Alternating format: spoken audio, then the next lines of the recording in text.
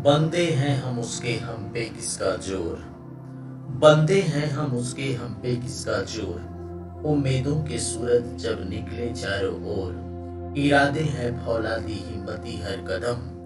अपने हाथों किस्मत लिखने आज चले हैं हम। तो आइए मेरे प्रिय विद्यार्थियों, हम आपको लेकर चलते हैं मुहावरे और लोकोक्तियों की तरफ, जो एक प्रमाणित पुस्तक पर आधारित है। आइए देखते हैं कि मुहावरा हम किसे कहते हैं।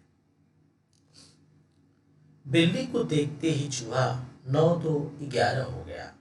ठीक है, यानी कि जो मुहावरे में जो भी लिखा जाता है उसका वो अर्थ न देख करके मतलब उसका दूसरा अर्थ भाग गया। अनुराग अपने माता पिता की आंखों का तारा है, यानी बहुत प्यारा है। आंखों का तारा का तारा अलग चीज है, लेकिन एक विशेष अर्थ है बहुत प्यारा। उपयुक्त चित्रों के नीचे लिखे वाक्यों में 9 2 11 होना, आंखों का तारा होना वाक्यांश के विशेष अर्थ का बोध कराते हैं। ऐसे वाक्यांशों को हम मुहावरा कहते हैं। ठीक है, ये जो अपना अर्थ छोड़कर एक विशेष अर्थ की तरफ इशारा करते हैं, ऐसे को मुहावरा कहते हैं। ठीक है, मुहावरों के प्रयोग से भाषा सुंदर बनती है, इफेक्टिव बनती है और सामने वाले को आकर्षित करती है। तो जो वाक्यांश यानी वाक्य का एक छोटा सा अंश अपने सामान्य अर्थ को छोड़कर विशेष अर्थ को जब वह बोध कराता है तो उसे हम मुहावरा कहते हैं। और मुहावरा की पहचान है कि उसके लास्ट में ना का प्रयोग होता है अक्सर। ठीक है, आइए सबसे पहले मुहावरा ही जान लेते हैं। अक्ल का दुश्मन होना या दुश्मन, इसका विशेष अर्थ होगा मूर्ख व्यक्ति। अब किसी का नाम लेकर इसका वाक्य प्रयोग कर सकते हैं। रोहित को समझाने का कोई लाभ नहीं है, वह तो अक्ल का दुश्मन है, अर्थात मूर्ख है। ठीक है, अंधे की लाठें एकमात्र सहारा, सुयश या रोहन अपनी बूढ़ी माँ के लिए अंधे की लाठी है। ध्यान रहे, वाक्य प्रयोग करते समय इसी इसी शब्द का यूज करना है। ये विशेष अर्थ का यूज नहीं करना है। विशेष अर्थ तो आपको जानना है, अर्थ लिखना होता है कि इसका अर्थ क्या होगा, लेकिन वाक्य प्रयोग में ये जो दिया है इसी का इस्तेमाल करना है, न कि इसका। ठीक है, अपना उल्लू सीधा करना मतलब अपना मतलब निकालना। आजकल हर व्यक्ति अपना उल्लू सीधा करना चाहता है। ठीक है, बात समझ में आ रही है।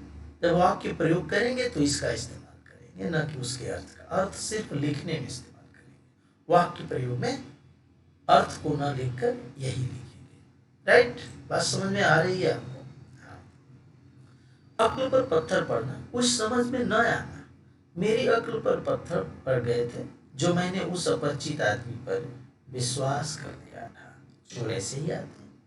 तो इस तरह बहुत सारे मुहावरे दिए हैं, आपको कोई दिक्कत नहीं होनी चाहिए। ठीक है, दिक्कत होगी तो आप पूछिएगा, क्योंकि बहुत ज़्यादा है। ठीक है, इसी में से आएंगे। आइए अब हम चलते हैं लोकोक्ति। लोक माने होता है संसार, उक्ति माने होता है स्टेटमेंट, यानी लोगों के द्वारा कहा गया स्टेटमेंट जो अनुभव पर, एक्सपीरियंस पर आधारित होता है। यह दो शब्दों से मिलकर बना है लोक और उक्ति। उक्ति माने कथन, स्टेटमेंट, जिसका अर्थ है लोक में प्रचलित, अर्थात संसार में लोगों के बीच में प्रचलित कथन या उक्ति। लोकोक्ति लोगों के अनुभव पर आधारित कथन होते हैं। लोकोक्तियां पूर्ण कथन होती हैं। इनका प्रयोग प्रायः स्वतंत्र वाक्य की भांति होता है। पूर्ण कथन होती है यानी पूरी बात अपनी कहती है। मुहावरा पूरी बात नहीं कहता, वो अधूरा बात कहता है। आपको उसका विशेष अर्थ जानना होता है, लेकिन ये पूरा अपना कथन कहते हैं। इनका प्रयोग हम प्रायः वाक्य में स्वतंत्र की तरह करते हैं। लोगों के अनुभव पर आधारित प्रचलित उक्ति या कथन को लोकोक्ति या इसको कहावत भी कहा जाता है। ठीक है, नीचे कुछ लोकोक्तियां हैं, उनके अर्थ हैं और वाक्य प्रयोग। अंधों में काना राजा, अर्थात मूर्खों में कम पढ़ा लिखा, है ना, मूर्खों में कम पढ़ा लिखा। हमारे गांव में अकेले मोहित को ही थोड़ी बहुत अंग्रेजी आती है, अतः वह अंधों में काना राजा है। ठीक है, ऐसे वाक्य प्रयोग करते समय इसी का इस्तेमाल करेंगे। अफजल गगरी छलकत चाह, अर्थात ओछा व्यक्ति, अर्थात कम ज्ञानी व्यक्ति दिखावा करता है। ओछा माने कम ज्ञानी, सुरेश बड़ी मुश्किल से हाई स्कूल पास हो सका है, किंतु वह स्वयं को विद्वान समझता है। सच है अधजल गगरी छलकत जाए। ठीक है, अकेला चना भाड़ नहीं फोड़ता। अर्थात भाड़ माने होता है बरसात जिसमें हम दाना बुझाते हैं। अकेला आदमी बड़ा काम नहीं कर सकता, एकता में बल है। सभी व्यक्ति मिलकर काम करें तो सफलता मिल सकती है। एक अकेला कुछ नहीं कर सकता। कहा भी गया है अकेला चना भाड़ नहीं फोड़ता। तो इस तरह आप सारे जो लोकोक्तियां हैं उसको आप देखेंगे, क्योंकि लंबा है तो सबको दोहराने की जरूरत नहीं है। आप जो है जहाँ न समझ में आए तो हमें आप कमेंट करें और व्हाट्सएप पे लिखें तो हम आपको बिल्कुल बताएंगे। ये जो सार संक्षेप दिया है कि हमने क्या सीखा, मुहावरे से आप क्या समझते हैं। तो जो वाक्यांश अपने सामान्य अर्थ के स्थान पर विशेष अर्थ का बोध कराते हैं मुहावरे कहलाते हैं। ठीक है, लोकोक्तियां किसे कहते हैं तो आप लिखेंगे लोकोक्ति का अर्थ है उदाहरण सहित लिखिए। ऐसा भी क्वेश्चन आ सकता है। लोक में प्रचलित कथन, तो ये समाज में प्रचलित उक्तियों या कथनों को लोकोक्तियां या कहावत कहते हैं। ठीक है, फिर निम्नलिखित मुहावरों का अर्थ उनके सामने लिखिए। अंगूठा दिखाना, इनकार करना, सिर्फ अर्थ लिखना है। ईद का चांद होना, बहुत दिनों बाद मिलना। कलई खुलना मतलब पोल खुलना, भेद खुलना। चार चांद लगाना, शोभा बढ़ाना। बाल बांका न होना, कुछ भी नुकसान न होना। लोकोक्तियों का अर्थ उनके सामने लिखी। अधजल गगरी छलकत जाए, ओछा व्यक्ति दिखावा करता है। आ बैल मुझे मार, जानबूझकर मुसीबत पैदा करना। एक पंथ दो घास, एक काम से दो लाभ। चोर की दाढ़ी में तिनका, दोषी स्वयं डरता है। हाथ कंगन को आरसी क्या, यानी प्रत्यक्ष को प्रमाण की क्या आवश्यकता है।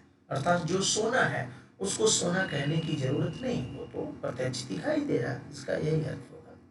लिखित मुहावरों लोकोक्तियों को उनके सही अर्थ से मिलान कीजिए। आस्तीन का शाम, कपटी मित्र, गाल बजाना, व्यर्थ की बातें करना, चार चांद लगाना, शोभा बढ़ाना, काला अक्षर भैंस बराबर, अनपढ़ व्यक्ति, दूध का दूध पानी का पानी, सही न्याय, साँच को आँच नहीं, अर्थात सच्चे व्यक्ति को भय नहीं होता।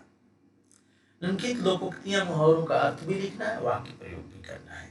तो मैंने अर्थ लिख दिया है, वाक्य प्रयोग आप कर लीजिएगा। बुक में दिया भी है, नहीं भी दिया है तो आप करने की कोशिश करें। अपना उल्लू सीधा करना, अपना मतलब निकालना, गड़े मुर्दे उखाड़ना, बीती बातों को दोहराना, खुला न समाना, बहुत खुश होना, उल्टा चोर कोतवाल को डांटे, दोषी व्यक्ति निर्दोष को फटकारता है, कंगाली में आटा गीला अर्थात गरीबी में, कष्ट में कष्ट आना, मान न मान मैं तेरा मेहमान, जानबूझकर गले पड़ना।